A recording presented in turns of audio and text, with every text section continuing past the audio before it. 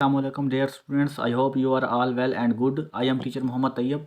Dear students, आज का जो हमारा टॉपिक है इंग्लिश 10th क्लास 2026 के एग्ज़ाम के हवाले से है, चाहे आपका फर्स्ट टाइम का पेपर है चाहे सेकंड टाइम का पेपर है. तो डियर स्टूडेंट्स, मैं आज आपको कुछ ऐसे तरीके बताने वाला हूँ जिस को सुनने के बाद इंशाल्लाह आपकी ज़िंदगी चेंज होने वाली है और आप 19 में से 19 इंशाल्लाह कन्फर्म नंबर हासिल करने वाले हैं ऑब्जेक्टिव पेपर बोर्ड बहावलपुर से. तो डियर स्टूडेंट्स, वीडियो को आपने स्किप नहीं करना और वीडियो को लास्ट तक देखना है.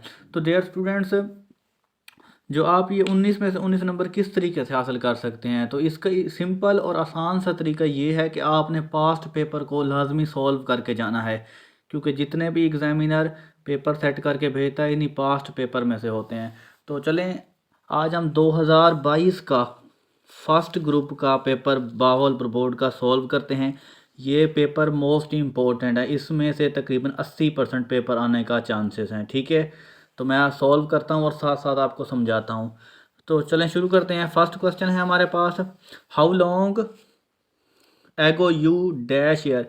तो डियर स्टूडेंट, जिस सेंटेंस में एगो आ जाए तो पास्ट इंडेफिनेट का होता है, सेकंड फॉर्म लगानी होती है. यहाँ पर ये फर्स्ट फॉर्म है, ये फर्स्ट फॉर्म के साथ एस प्लस या यस है, ये केम, ये सेकंड फॉर्म है, ये फोर्थ फॉर्म है, ये सी ऑप्शन इसकी करेक्ट है. ओके हो गया. अब डियर स्टूडेंट्स, क्वेश्चन नंबर 2 है, शी डैश इंग्लिश नाउ. अब यहाँ पर लिखा हो ना एंड में, जुमले के एंड में नाउ एट प्रेजेंट, तो वो प्रेजेंट कंटिन्यूस का होता है, लेकिन अकॉर्डिंग टू ऑप्शन हमारे पास दुरुस्त नहीं है.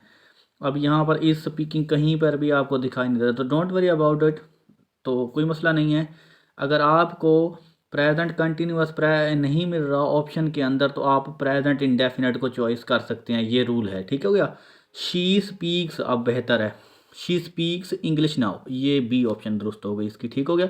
ये एग्जामिनर ने आपको घुमाने के लिए ऐसे किया है. ठीक है, वैसे जो 100% इसकी एक्यूरेसी है ना टेंस की, वो ये होनी थी, she is speaking English now, लेकिन ऑप्शन में इज़ स्पीकिंग कहीं पर भी नहीं है, तो कोई इशू नहीं है, टेंशन नहीं है. ओके, ये घुमाने के लिए, कंफ्यूज करने के लिए ना ऐसे कर देता है एग्जामिनर. क्वेश्चन नंबर 3 है हमारे पास जी, she is dash for London tomorrow. अब ये tomorrow, next Monday, next day, next week, next hour, ये फ्यूचर इंडेफिनेट को शो करता है. अब देखा जाए यहाँ ऑप्शन के अंदर आपके पास जी फ्यूचर वाला कोई ऑप्शन ही नहीं है, तो टेंशन नहीं करनी.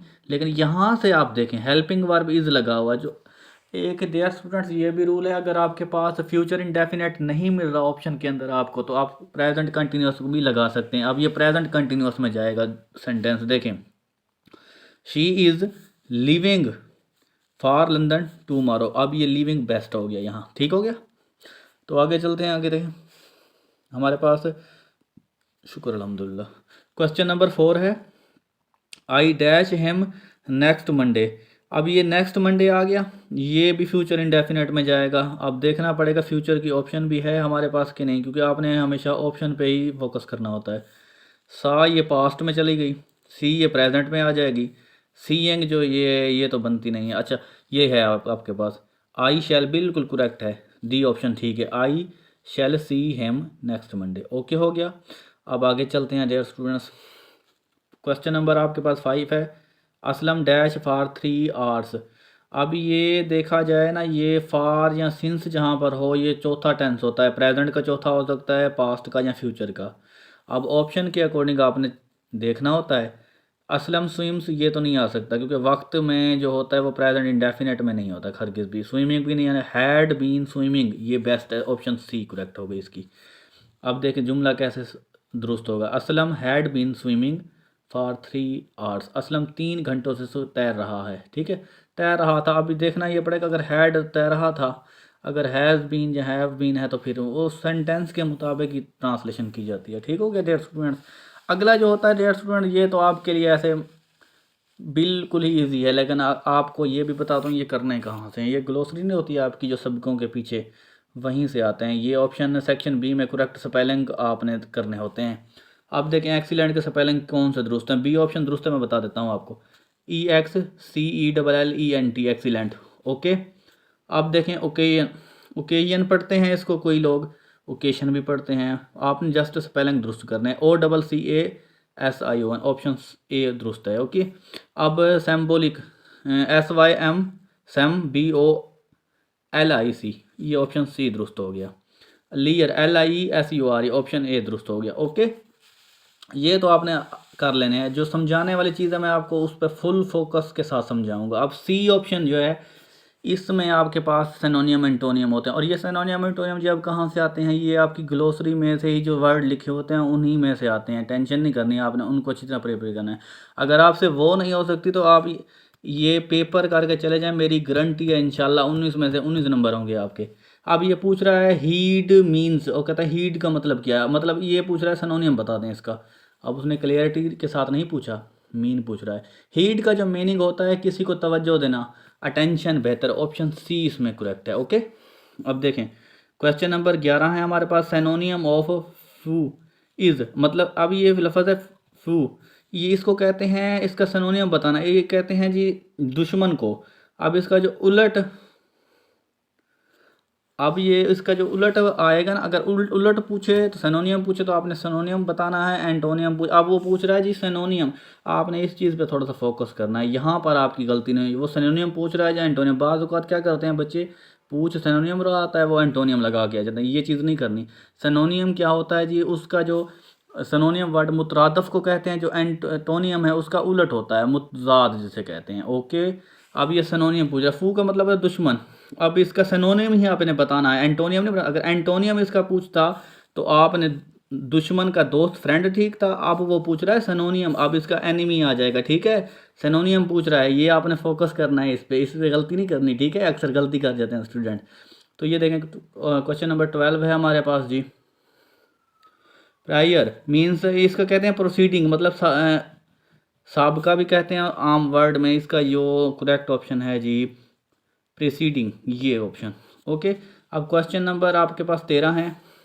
अच्छा, मैं आपको ये चीज़ें बता रहा हूँ बार बार, ये आप पिछली वीडियो में मेरी उठा के देख लें, इसको भी देख लें। ये जितने भी हमने क्वेश्चन किए हैं ये मोस्ट रिपीटेड है, बार बार वही रिपीट कर रहा है। कोई नया पेपर नहीं बनाता। एग्जामिनर के पास इतना टाइम नहीं होता कि हर साल वो नया पेपर सेट करके दे। वो सवाल यही होते हैं, आगे पीछे करके भेज देता है। इनको आपने तैयार कर देना। ये समझ लें कि आपके पास, आपकी मुट्ठी में 19 नंबर हैं।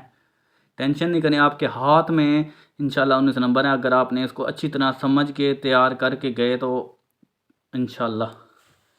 आगे देखें जी, हमारे पास है जी अब लग्जरी मीन्स, लग्जरी कहते हैं खुशहाली को, अमीरी को। मीन्स अब इसकी कंफर्ट बेहतर है, कंफर्ट भी कहते हैं अमीरी, सुकून को।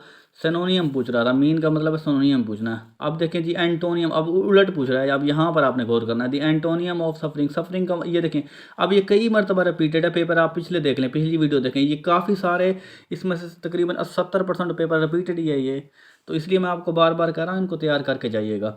एंटोनियम पूछ रहा है उलट, सफरिंग का मतलब बीमारी में मुब्तला होना, परेशानी में होना। अब ये इसका प्लेजर आ जाएगा, उलट बताना है ना, परेशानी सुकून, ऐसे समझ लें।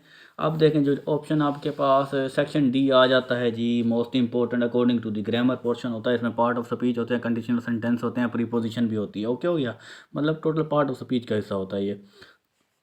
अब जी 15वां सवाल देखें, truthful is a an noun. वो जी आप कह रहा जी ये जी ट्रूथफुल जो लफ्ज़ है ये कौन सा नाउन है, तो टेंशन नहीं करनी।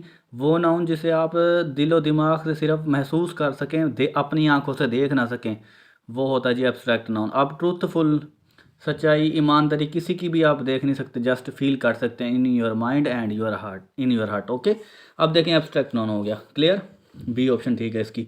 इफ़, अब देखें यहाँ जहाँ पर भी आपके पास ये लफ्ज़ होगा ना इफ़, ये कंडीशनल सेंटेंस होते हैं। एक टेंस में वो आपको इसकी शर्त बताता है, दूसरे में इसका सिला होता है। सिंपल वर्डिंग में समझा रहा हूँ आपको मैं। If he dash more carefully he would, अब मुझे यहाँ से पता लग रहा है जी, वुड जहाँ पे लगा होगा ना, पिछला जो इसका शर्त वाला पार्ट होगा, शर्त वाला जो टेंस होगा वो पास्ट इंडेफिनेट में होगा। नॉट काज एन एक्सीडेंट, अब मुझे पता चल गया जी, ये जो शर्त वाला इसका जो है ये टेंस है ना, यहाँ तक ये मुझे पास्ट में रखना है। तो पहली फॉर्म तो नहीं आनी, ये सेकंड फॉर्म है, ये फर्स्ट फॉर्म है, ये फर्स्ट फॉर्म के साथ एस नहीं एस है, ये थर्ड फॉर्म है, तो मैं सेकंड फॉर्म को ही पुट करूँगा। अब देखें जुमला कैसे बनेगा।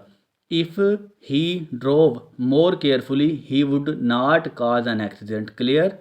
अब देखें ये 17वां सवाल है हमारे पास। The man dash you were talking to at meeting is my cousin. Choose the correct relative pronoun. Okay जी, अब वो रिलेटिव प्रोनाउन पूछ रहा है। रिलेटिव प्रोनाउन क्या होते हैं डियर स्टूडेंट्स?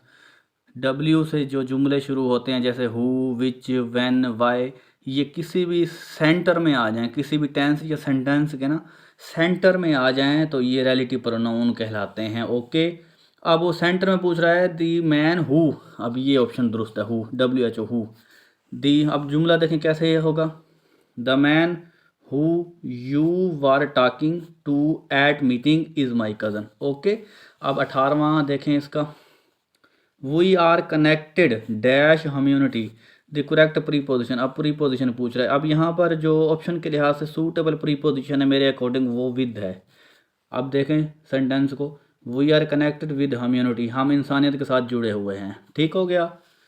अच्छा देखें, अब इस टॉपिक, आज के टॉपिक की लास्ट वन है 19वीं, they invited us to their home yesterday. अब देखिए यहाँ से आपको पता लग जाएगा, आगे पूछ कर रहा है व्हाट टेंस इज इट, ये कौन सा टेंस है वो कह रहे हैं।